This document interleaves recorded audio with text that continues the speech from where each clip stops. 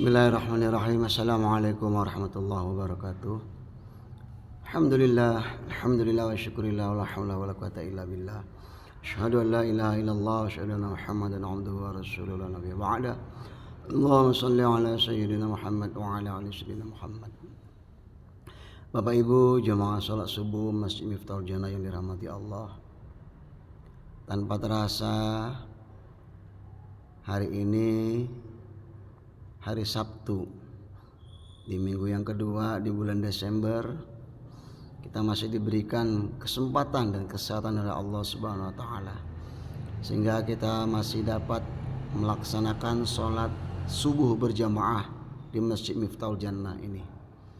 Dan alhamdulillah pada hari ini kita kembali akan melaksanakan kegiatan pengajian rutin kita di hari Sabtu ini, yang insyaallah pada hari ini materi pengajian akan disampaikan oleh Al-Ustadz Abdul Syukur.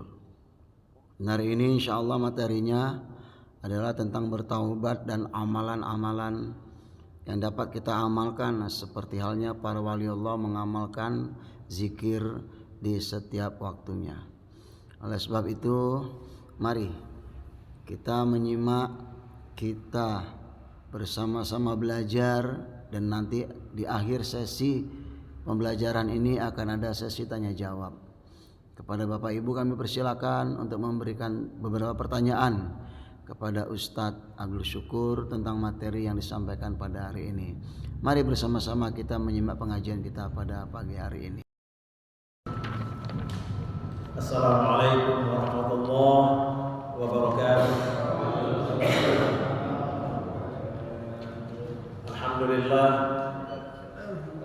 Alhamdulillahilladzi arsala rasulahu bil huda wa dinil haqqi liyudhhirahu 'ala ad-dini kullih wa kafa billahi shahida. Asyhadu an la ilaha illallah wahdahu la syarika wa asyhadu anna Muhammadan 'abduhu wa rasuluh. Allahumma shalli 'ala sayyidina wa habibana wa maulana Muhammadin sallallahu alaihi wasallam wa ala alihi wa sahbihi ajma'in, amma ba'd.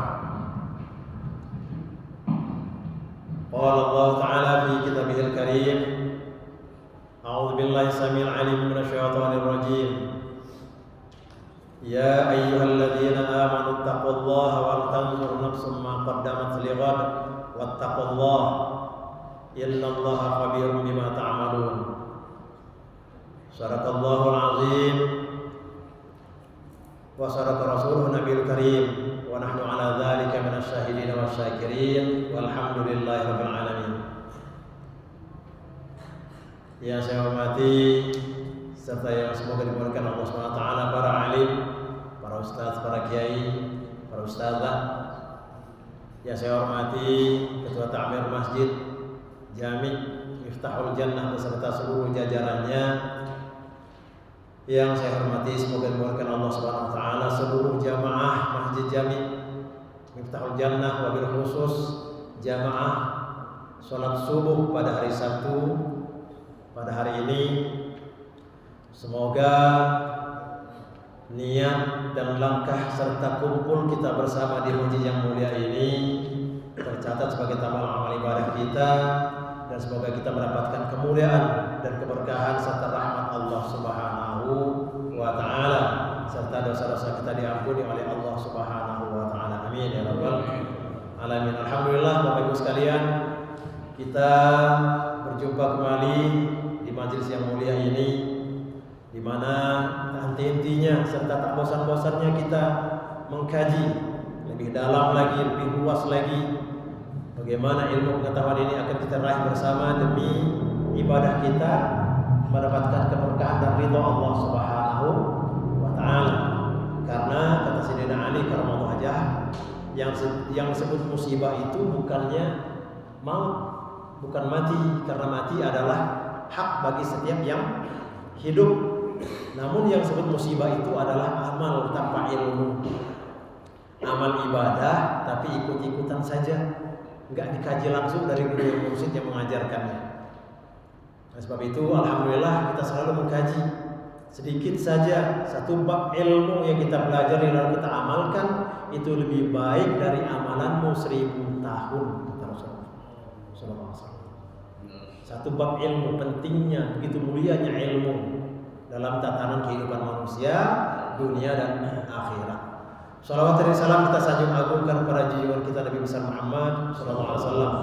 Berikut keluarga beliau yang agung, para sahabat-sahabat yang mulia, termasuk kita dan seluruh penegak sunnahnya sampai akhir zaman, sehingga kita berhak mendapatkan syafaat beliau di yaumil qiyamah. Kalau amin ya rabbal alamin. Bapak Ibu sekalian, sebetulnya saya ingin sekali mengetengahkan tema tentang bersegera untuk bertaubat.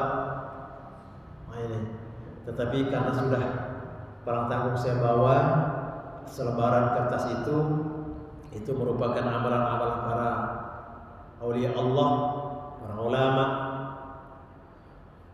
Sebelumnya, sebelum kita kaji apa yang sudah saya bagikan tadi, kita diperintahkan oleh Allah SWT. Rasulullah bersabda ada 5 hal yang wajib disegerakan. Ada di antara 5 ini yaitu bertaubat, mohon ampun kepada Allah. Jadi jangan sampai kita terlambat Pak bertaubat, tarsok nanti besok, besoklah taubatnya, atau masih muda belum waktunya mati. Jangan, karena ajal tidak menentukan umur. Bukan sistem urut, tapi sistem cabut. Bersegera. Apabila kita siang harinya melakukan dosa sengaja ataupun tidak, sebelum memasuki maghrib, sebelum memasuki malam maksudnya, sebelum datang maghrib kita sudah bertaubat. Apabila kita melakukan dosa malam hari, sebelum menjelang siang kita sudah bertaubat kepada Allah Subhanahu wa taala. Karena jangan sampai kasep, kata orang di seberang, sudah terlambat, nasi sudah menjadi bubur. Di mana kapan Allah Subhanahu wa taala sebagaimana yang sampaikan oleh Rasulullah bahwasanya innallaha ta'ala yuqbalu taubatal 'abdi ma lam yugharrir. Allah Subhanahu wa taala menerima taubat hambanya. Allah selalu pasti akan menerima taubat dan permohonan ampun seorang hamba sebelum napasnya sampai di gharghir, di tenggorokan, di kerongkongan, di tenggorokan, atau disebut dengan sakaratul maut. Sebelum dia lepas sakaratul mautnya, Allah masih menerima taubatnya. Sekalipun Bapak Ibu sekalian, sekarang ini orang yang sakit, bagaimana Ustaz? Kalau seseorang yang susah melafazkan istighfar ketika sakaratul maut atau menyebut kalimat tauhid, Allahu Akbar atau la ilaha illallah dan sebagainya, dikarenakan mulutnya ada selang dan di rumah sakit dialiri selang. Allah Subhanahu wa taala menerima taubat seseorang apabila dia menyesal dari perbuatan-perbuatan dosanya. Ketika sakaratul maut dia sudah tidak bisa lagi menyebutkan taubat, tidak bisa lagi mulutnya, lisannya, lidahnya bertaubat dengan beristighfar sebagaimana layaknya, dan susah menyebutkan kalimat tauhid Allah atau la ilaha illallah, namun matanya menghadap ke langit, hatinya menyesal serta dia bertaubat kepada Allah, Allah pasti mengampuni. Pernah kisah ini terjadi pada zaman Rasul, di mana Rasulullah tersenyum menghadapi seorang sahabat yang ketika itu sudah sakaratul maut dan tidak bisa menyebutkan kalimat tauhid, la ilaha illallah, dan tidak juga bisa menyebutkan istighfar, mohon ampun. Tapi Rasulullah tersenyum di kala itu. Dikarenakan apa? Sahabat bertanya, ya Rasulullah, mengapa kau tersenyum melihat sahabat ini sakaratul maut? Ingatlah sahabat, dikarenakan tadi Allah sudah berfirman kepada malaikat, wahai malaikat, saksikanlah aku telah mengampuni hambaku ini, dikarenakan walaupun dia sudah tidak bisa lagi menyebut kalimat tauhid la ilaha illallah, menyebut namaku, dan tidak bisa bertaubat dengan lisannya, namun hatinya penuh dengan penyesalan atas perbuatan dosanya selama hidup, maka aku ampuni dosa-dosanya. Saksikan oleh kalian wahai malaikat, pendengar Rasulullah SAW, saksikan oleh kalian seluruh malaikatku bahwa aku telah mengampuni hambaku yang satu ini. Subhanallah.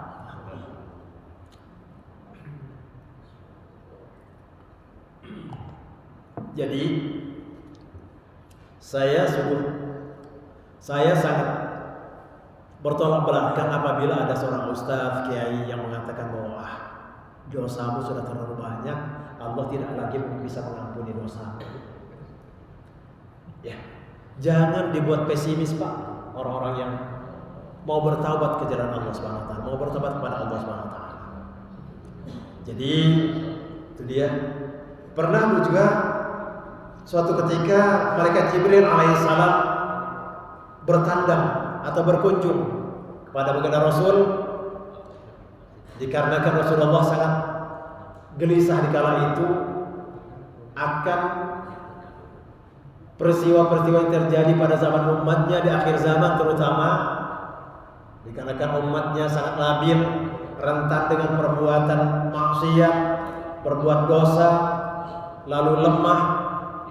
Oleh sebab itu Rasulullah didatangi oleh Jibril alaihissalam.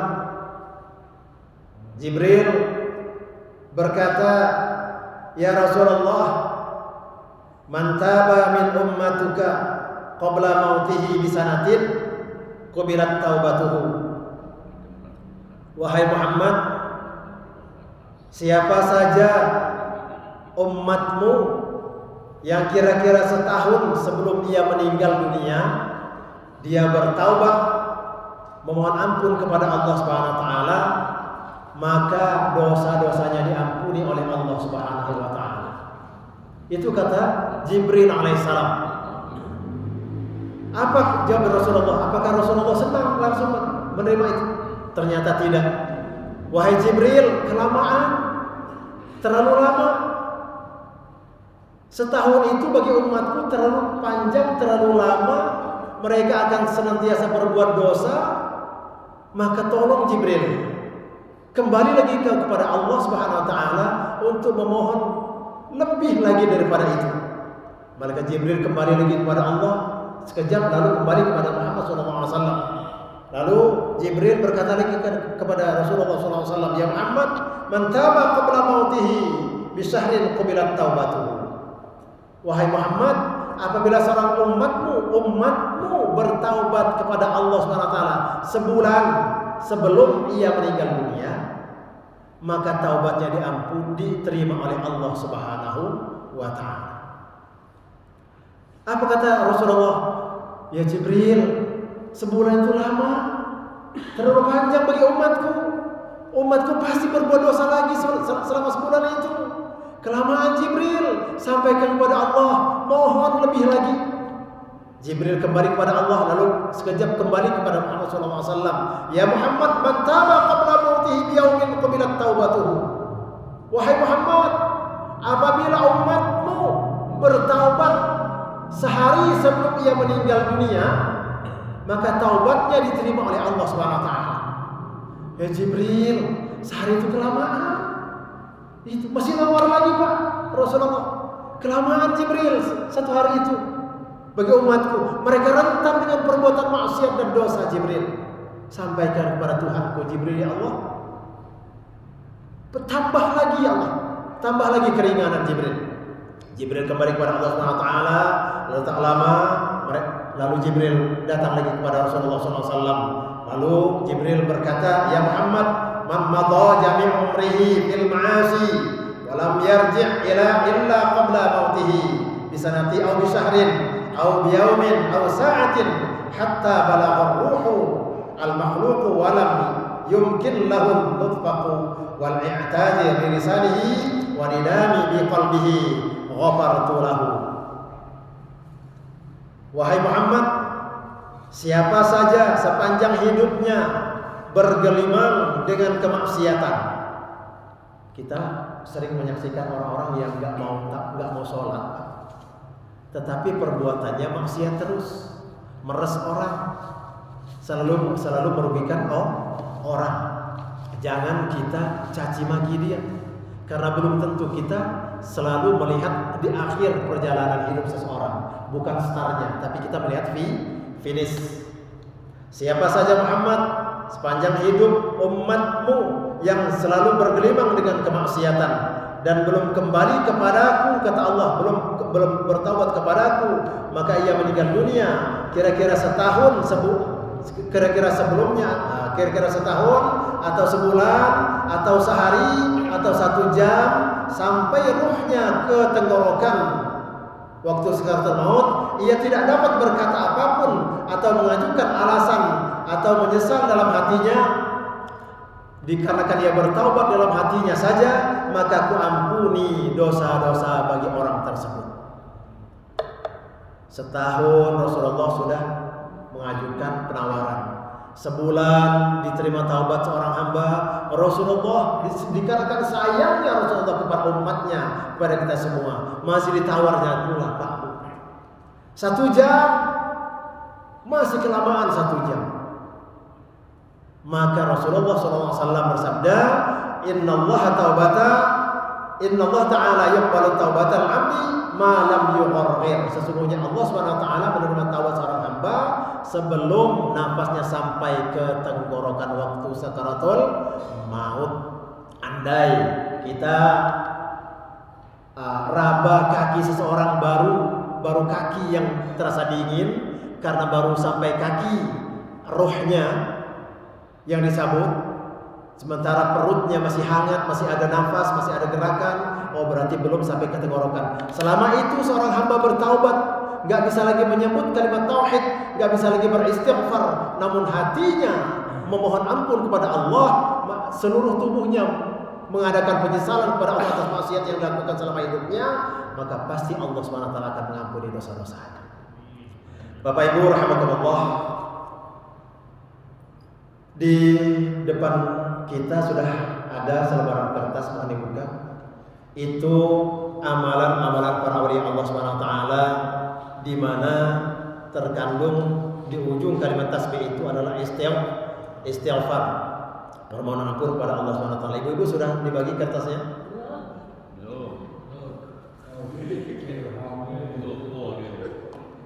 Bagi Pak, jangan sampai gak adil.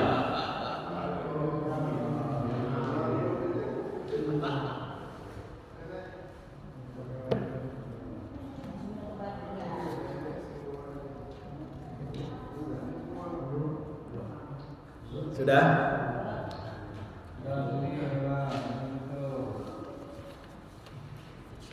Yang paling atas adalah berzikir tasbih, tasbihnya para malaikat, tasbihnya para malaikat dan tasbih alam semesta. Ini dibaca setiap waktu, tapi lebih utama ketika menjelang iqamah, setelah kita melaksanakan sholat sunnah qobliyah subuh. Di sini termasuk di antara masjid-masjid yang saya kunjungi, yang saya hadiri, masjid yang istiqomah dengan waktu qobliyah subuh. Kurang lebih sekitar 15 menit barangkali dari azan sampai ke iqamah. Ini sangat pas waktunya, sangat masuk apabila kita membaca atau berzikir dengan wiridan subhanallah wa bihamdihi subhanallahil azim astaghfirullah sebanyak 100 kali. Jangan sampai dilewatkan. Oleh sebab itu, Pak, bersegera datang hadir ke masjid. Jangan sampai nunggu iqamat berkumandang baru kita masuk masjid. Memang alhamdulillah kita masih selamat waktu subuhnya, tetapi ada ruginya. Kita tidak terkena di sabda Rasulullah, raka'ataini minal fajri khairum minad dunya wa ma fiha. 2 rakaat yang kita lakukan sholat sebelum subuh atau sholat fajar itu lebih utama, lebih besar, lebih mulia pahalanya ketimbang dunia dan seluruh isinya. Siapa yang terkaya? Orang yang melakukan sholat qobliyah subuh. Itulah manusia yang terkaya pada hakikatnya, kaya dunia dan akhirat. Belum tentu Pak orang-orang yang kaya-kaya selama di dunia ini kaya juga di akhirat. Banyak di antara ulama-ulama yang sekarang ini saja sering ada yang bermimpi Pernah satu orang di Teluk bermimpi.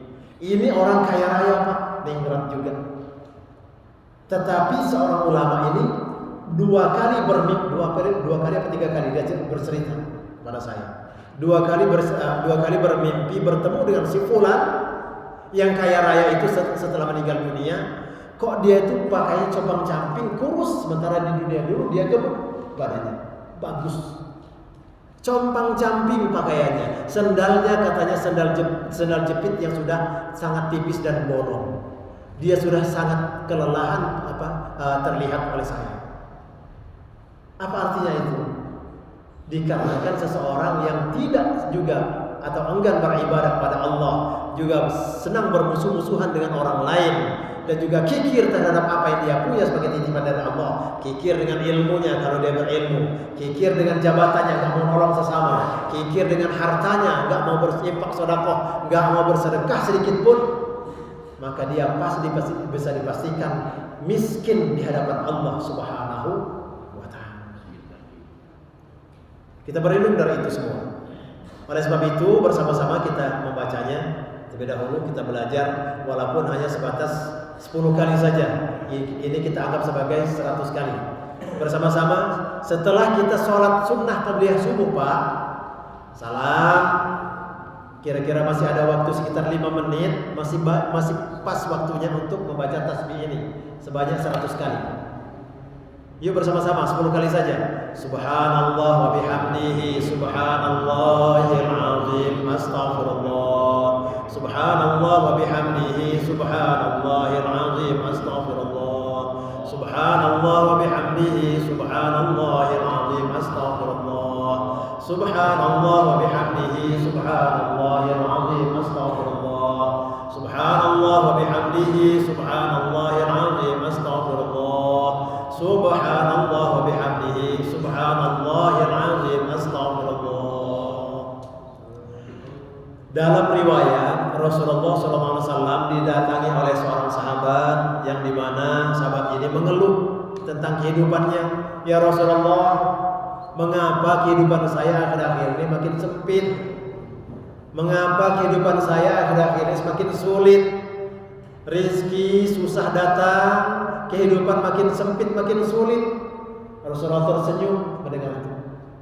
Ya Rasulullah, apa fatwa darimu, apa yang akan kau berikan kepadaku sehingga hidupku nanti akan berubah menjadi senang dan bahagia serta bergelimang dengan harta? Apa kata Rasulullah? Amalkan kalimat ini, tasbih malaikat ini dan tasbih seluruh alam ini sebanyak 100 kali setelah engkau melakukan sholat qabliyah subuh, sebelum engkau melakukan sholat fardu subuh. Sama seperti tadi. Subhanallah wa bihamdihi subhanallahil azim astaghfirullah. Dalam keterangan para jumhur ulama juga mengatakan bahwa dunia dan seluruh isinya akan datang menghamba kepada seseorang yang lazim, bukan sekali 2 kali, yang lazim, yang rutin membaca tasbih malaikat ini sebanyak 100 kali sebelum sholat fardu subuh. Subhanallah wa bihamdihi subhanallahil azim astaghfirullah. Terlebih-lebih lagi sekarang ini musim caleg, ya, ingin dikabulkan, ingin meraih simpati masyarakat luas, berbuat baik kita kepada seluruh masyarakat sebelumnya dan memohon kepada Allah Subhanahu Wa Taala agar ditunaikan hajat-hajatnya. Termasuk kita yang senantiasa hidup ini pun tak bisa dihindarkan dari gelisah kalau kita seret atau sempit rizkinya. Oleh sebab itu mohonlah kepada Allah Subhanahu Wa Taala, ini salah satunya jalan. Itu pada qabliyah subuh. Lalu bagaimana yang nomor 2-nya tentang kalimat la ilaha illallah malikul haqqul mubin Muhammadur Rasulullah sallallahu alaihi wasallam, ini dibaca 100 kali setelah sholat fardu zuhur. Ya. La ilaha illallah malikul haqqul mubin Muhammadur Rasulullah sallallahu alaihi wasallam. Amin. Kadang-kadang juga dibuat wiridan Pak. Di Teluk ada sebuah masjid yang lazim kalau dia sebelum subuh, sebelum azan subuh, selalu dikumandangkan kalimat ini. La ilaha illallahul malikul haqqul mubin Muhammadur Rasulullah Allah shadiqul wa'dul amin. Ini hafal di sini. Ada juga ya? Ada. Alhamdulillah. Lazimkan banget ini. Kalimat tauhid yang artinya la ilaha illallah malikul haqqul mubin. Tiada Tuhan yang wajib disembah melainkan Allah, Tuhan yang hak dan yang nyata. Muhammadur Rasulullah shadiqul wa'dul amin. Muhammad adalah utusan Allah yang menepati janji. Semua janji-janji Allah yang Rasulullah pernah janjikan kepada kita umatnya pasti ditunaikannya. Termasuk kita yang memasuki surga tanpa hisab pun janji Rasulullah pasti ditunaikan apabila kita melakukan hak-hak dan kewajiban itu semua. Muhammad adalah utusan Allah yang menepati janji dan dapat dipercaya janjinya itu. Lakukan ini, yuk kita bersama-sama walaupun 3 kali. La ilaha illallahul malikul haqqul mubin Muhammadur Rasulullah shadiqul wa'dul amin. La ilaha illallahul malikul haqqul mubin Muhammadur Rasulullah shadiqul wa'dul amin. La ilaha illallahul malikul haqqul mubin Muhammadur Rasulullah shadiqul wa'dul amin. Ibu-ibu seandainya bagaimana Pak? Kami ini setelah sholat zuhur buru-buru mau nyiapin makanan buat suami sambil ibu ngulek sambal sambil masak setelah sholat zuhur. Baca ini seberapapun ikhlasnya, syukur alhamdulillah bila sampai 100 kali. Ulek sambal sampai sekalian sudah. La ilaha illallahul malikul haqqul mubin Muhammadur Rasulullah shadiqul wa'dul amin. Insya Allah hakul yakinlah, walaupun masakan ibu kadang-kadang kurang rasa asin, kurang rasa pedas, kurang sedap dirasa, tetapi sedap dirasakan oleh anggota keluarga kita. Amin ya rabbal alamin. Lalu yang ketiga, nanti dipertanyakan apabila ada yang kurang jelas, kurang paham. Lalu yang ketiga,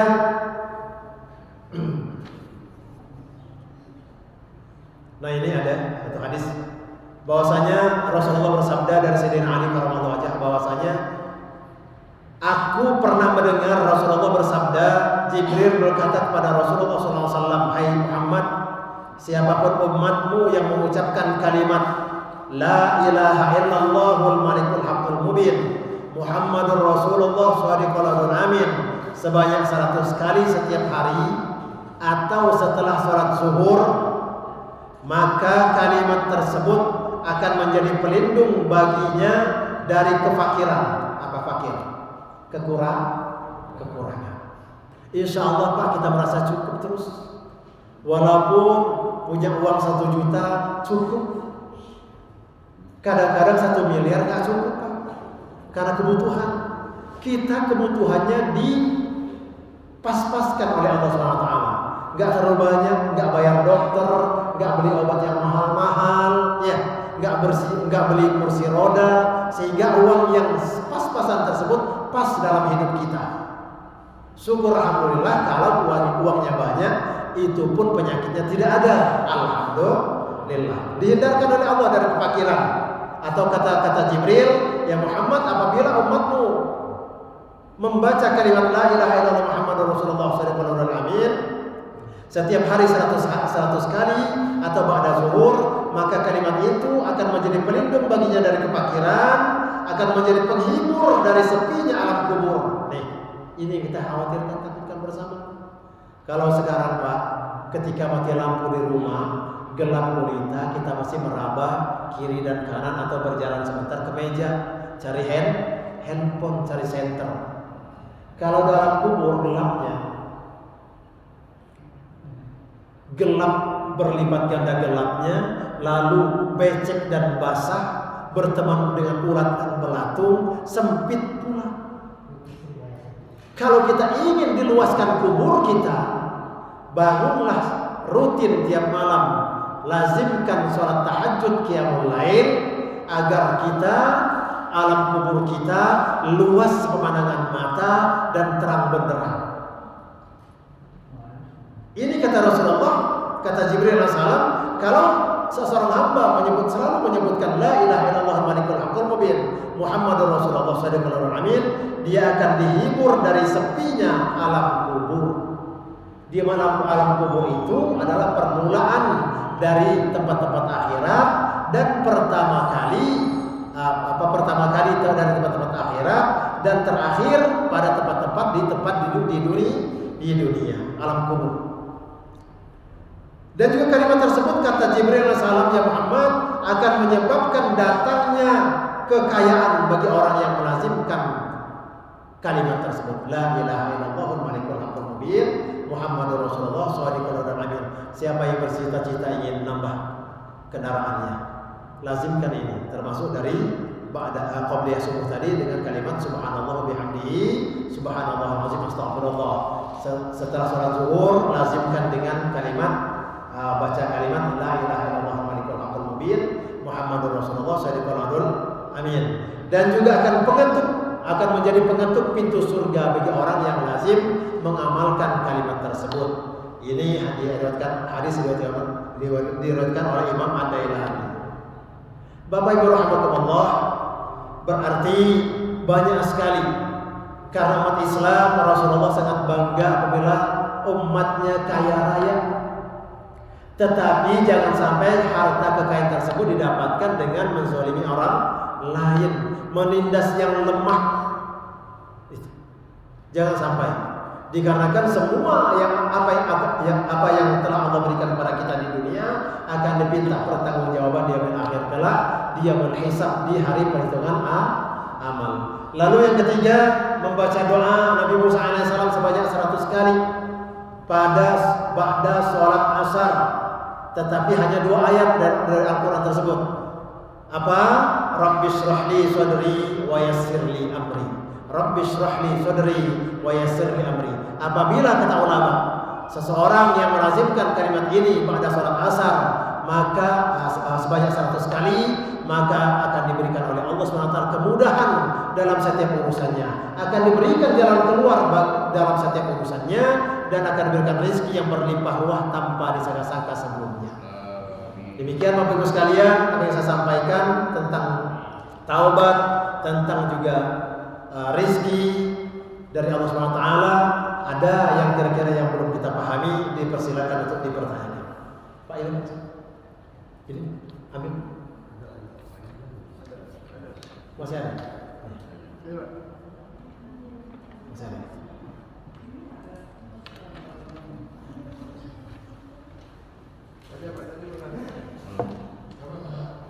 Ada pertanyaan?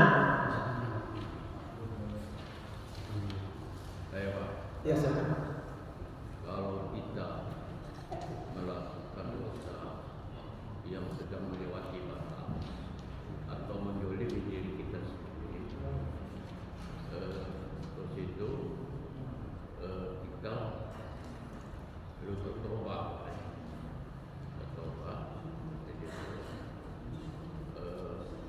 tidak melakukan perbuatan dosa lagi.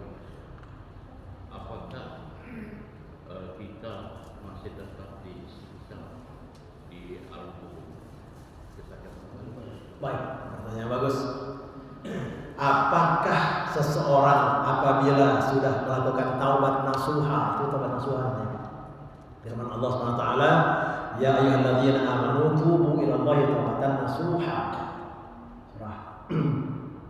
Jadi apabila seseorang sudah bertaubat kepada Allah Subhanahu wa taala, taubatan nasuha, dikarenakan dia sudah berjanji pada dirinya tidak akan lagi melakukan dosa tersebut, apakah kita masih disiksa nantinya? Menurut Bapak, Allah Subhanahu wa taala adalah zat yang maha suci, suci dari ingkar janji, suci dari kelemahan, suci dari lupa dan sebagainya.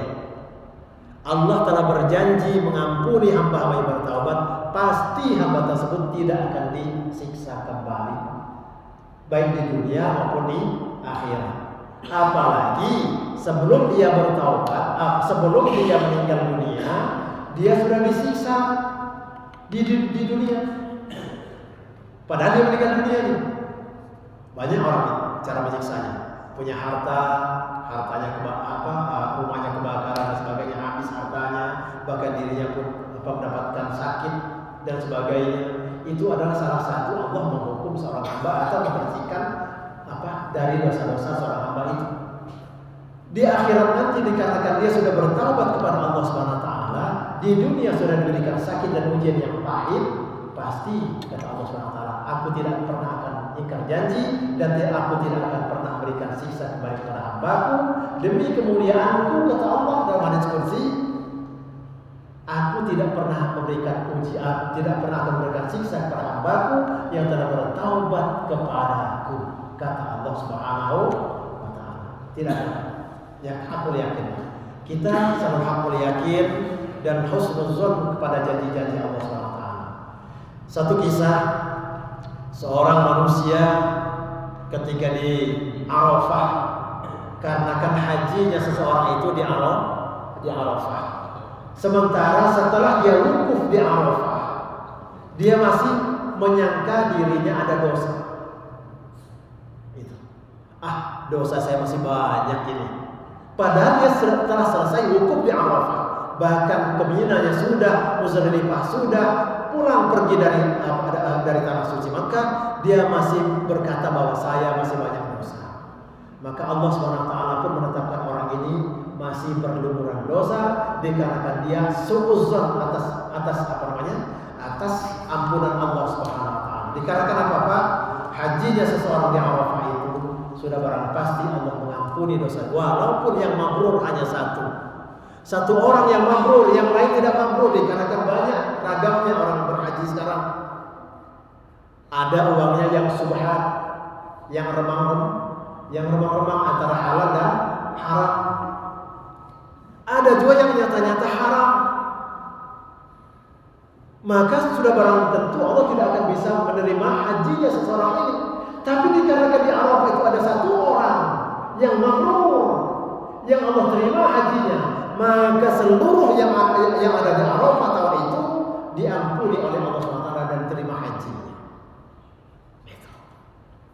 Jadi Pak, sebesar apapun dan seluas serta sebanyak apapun dosa, sebesar apapun maksiat dan dosa yang pernah kita lakukan, hakul yakinlah lebih besar ampunan Allah ketimbang dosa yang pernah kita lakukan. Hakul yakin. Jangan sampai kita pesimis.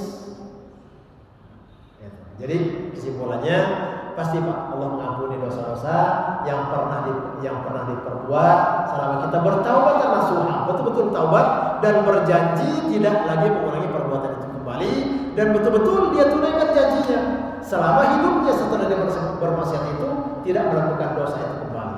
Contoh, orang yang berjudi itu. Bagaimana ciri-cirinya orang-orang yang bertaubat? Setelah dia taubat dari judinya, taubat, dia berjanji pada Allah, saya berjanji gak mau lagi ya Allah judi. Ya Allah, saya kalah terus ya Allah, harta saya habis. Andai saya menang belum tentu mungkin kata saya berjanji ya Allah.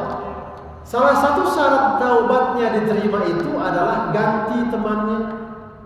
Jangan berteman lagi dengan penjudi. Ini taubat tetapi masih berteman dengan penjudi. Maka rentan dia akan dikenakan judi lagi, bermain judi lagi. Atau seorang pemabuk, minuman keras, narkoba. Kalau dia bertaubat, betul-betul taubat, dia tidak berteman lagi dengan orang-orang yang masih bergelimang dengan narkoba atau minuman keras tersebut. Ganti temannya. Itu salah satu ciri-ciri orang yang bertaubat. Kalau taubat tetapi masih juga berteman, berkesimpung dengan orang-orang itulah yang bermaksiat, maka dia, jangankan Allah, manusia saja bisa menilai, belum taubat dia. Itu buktinya temannya masih zina, masih khamr, masih narkoba. Itu buktinya bulan kemarin dia tarik polisi lagi. Kena razia lagi. Na'udzubillah min dzalik. Ada yang lain?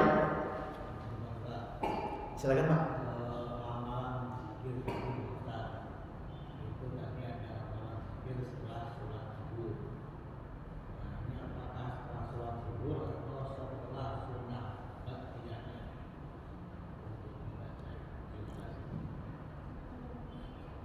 Baik Pak, ini dari saya pribadi, saya belum menemukan itu. Biasanya kalau disebutkan ba'da sholat zuhur, itu setelah sholat fardu zuhurnya.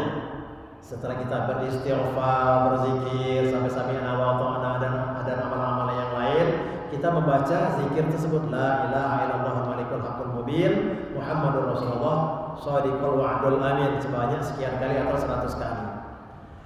Kalaupun kita kelupaan, lupa waktu ba'da sholat fardu zuhur tadi belum juga berzikir dengan kalimat ini, maka boleh setelah sholat ba'diyah zuhurnya. Itu. Jadi nggak ada ketentuan bahwasanya ini setelah sholat fardu zuhur atau setelah sholat ba'diyah zuhur. Itu Pak. Jadi silakan Bapak lakukan setelah sholat fardu zuhur atau setelah sholat sunnah ba'diyah zuhurnya. Atau kalau kelupaan juga waktu zuhur itu, waktu sholat fardunya atau sholat sunnahnya, enggak juga. Bagaimana kalau kita amalkan di waktu-waktu yang lain? Boleh. Ini kan keterangan Rasulullah yang disampaikan oleh Jibril alaihissalam kepada Rasulullah setiap hari. Maksudnya setiap hari 5 waktu itu. Kalau dia mau dibagi sekalipun karena keterbatasan waktu, dibagi 100 berarti kali dibagi 5 jadi 20 per waktu. Waktu subuh 20, waktu setelah sholat zuhur 20, setelah sholat asar, maghrib dan isya pun 20. Akhirnya menjadi 100. Itu pun boleh, diperbolehkan. Yang penting kita terus continue rutin mengamalkan kalimat-kalimat ini. Insya Allah sesuai dengan janji Allah dan Rasulullah SAW. Ada yang lain? Ibu-ibu, silakan Pak. Ibu-ibu.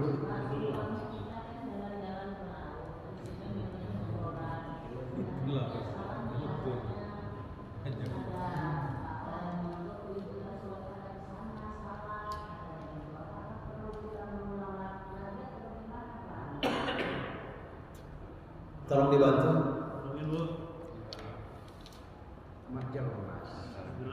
Gak sedia ini.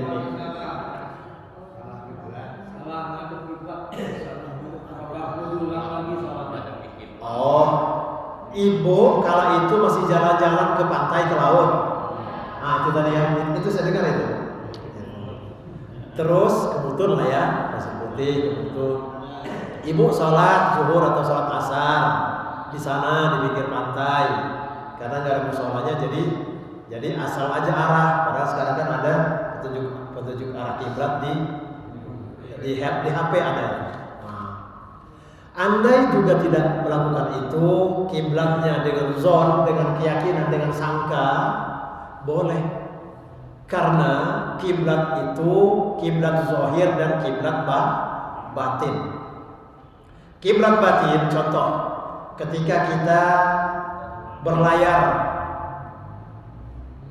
dengan mengendarai penumpang di kapal laut, waktu sebelum dia berlayar pas arah kiblatnya. Ketika dia berlayar kan belok-belok kapal itu. Jangan kita belok-belok juga, Bu. Capek kita. Dan juga nggak dianjurkan seperti itu. Biarkan saja tetap menghadap ke arah tempat kita berdiri tersebut atau kita duduk tersebut. Terserah kapal mau belok kemana. Karena dimanapun kita menghadap, di situ Allah ada. Allah itu maha ada, dimanapun kita berada, maha besar dari segala yang besar. Paham ya? Jadi sholat ibu tidak perlu diulang kembali. Tidak perlu, sudah sah itu, Bu. Jangan sampai diulang, akhirnya rancu.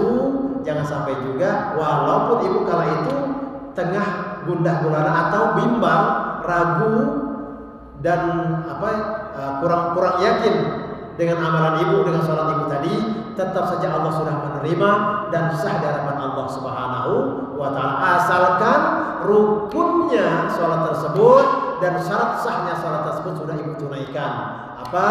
Yang pertama, sudah yakin menghadap ke arah kiblat. Yang pertama adalah menutup aurat, maksudnya sudah bersuci, menutup aurat, menghadap ke arah kiblat. Sudah sah itu semua, sudah dilakukan semua, kita takbiratul ihram, sah sholat kita. Hakul yakin insyaallah sholat ibu sah dan tidak perlu diulang kembali. Paham ya Bu? Alhamdulillah. Ada yang lain? Kalau tidak ada, sah.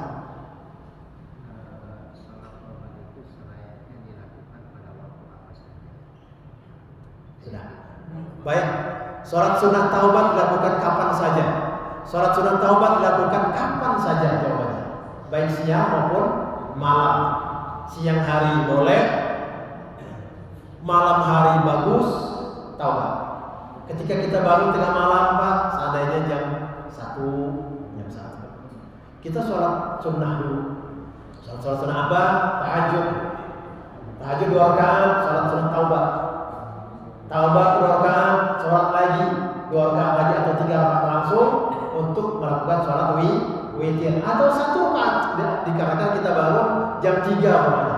Sholat sunnah taubat, sholat sunnah tahajud, sholat sunnah taubat, sholat sunnah witir kita lakukan 2 dan 3 menjadi 7 rakaat umpamanya. Sudah hampir habis. Enggak juga bisa melakukan 2-3 rakaat langsung sholat witirnya, 1 rakaat pun sudah sah. Asalkan kita sudah melakukan sholat sunnah yang lain minimal 2 rakaat sebelumnya. Andai kita sholat tahajud 2 rakaat, kita tutup dengan sholat witir 1 rakaat karena keterbatasan waktu, hampir azan subuh ini, sah. Tapi kalau masih banyak waktunya, lakukan 3 rakaat sholat witir. Sholat taubat kapan saja Pak? Sholat taubat itu adalah kita menyesal atas perbuatan dosa yang pernah kita lakukan, baik yang baru ataupun yang dulu kita lakukan. Kita ingat kita masa remaja, ya Allah, saya sering usil dengan orang lain, nimpukin orang yang jalan, umpamanya itu masih remaja dulu, masih menjadi belum menjadi orang, masih bayangan. Maka ketika kita sudah berumur seperti ini, ingat lakukan sholat taubat. Ada juga sering saya lakukan Pak, sholat taubat. Ketika kita sholat sunnah tahiyatul masjid, masih ada waktu, baik sholat fardu Jumat, siang hari atau sholat yang lain, masuk masjid, sholat sunnah tahiyatul masjid. Sudah salah, masih ada waktu, lakukan sholat sunnah taubat 2 rakaat. Lakukan itu. Terlebih-lebih lagi yang pernah saya hantarkan, yang pernah saya tuangkan di sini juga termasuk sholat sunnah tasbih. Ibu-ibu dan bapak sudah sholat sunnah tasbih? Bu, dulu pernah berjanji bulan Ramadan Pak Ustaz minta untuk mengimami sholat sunnah tasbih. Ibu sudah melakukan sendiri? Alhamdulillah. Bapak-bapaknya gimana? Alas temen boy. Sunnah tasbih Pak, cuma 4 rakaat. Memang lama itu. Ya. Nanti kita ulas lagi. Mungkin udah lupa ini kebanyakan ini. Udah ada setahun lebih. Ada yang lain pertanyaannya? Sudah?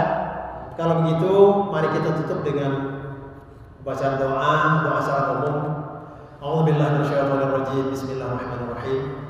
Ila hadratin nabiyil mustafa wa habibil mujtaba sayyidina wa habibina wa maulana Muhammadin sallallahu alaihi wasallam wa ala alihi wa azwajihi wa dhurriyyatihi wa ala baitihi syai'un lillahi al-Fatihah. A'udzubillahi minasyaitonir rajim. Bismillahirrahmanirrahim. Alhamdulillahi rabbil alamin. Arrahmanir rahim. Maliki yaumiddin. Iyyaka na'budu wa iyyaka nasta'in. Ihdinas siratal mustaqim. Siratal ladzina an'amta 'alaihim ghairil maghdubi 'alaihim waladdallin. Ya dzal jalali wal ikram. Allahumma shalli wa sallim 'ala sayyidina Muhammadin fil awwalin wal akhirin. Wa barik wa sallim wa radiyallahu tabaraka wa ta'ala an sadatina ashabi sayyidina Rasulillah ajma'in. A'udzu billahi minasyaitonir rajim. Bismillahirrahmanirrahim. Alhamdulillahirabbil alamin. Hamdan yuwafi ni'amahu wa yukafi'u mazidah. Ya rabbana lakal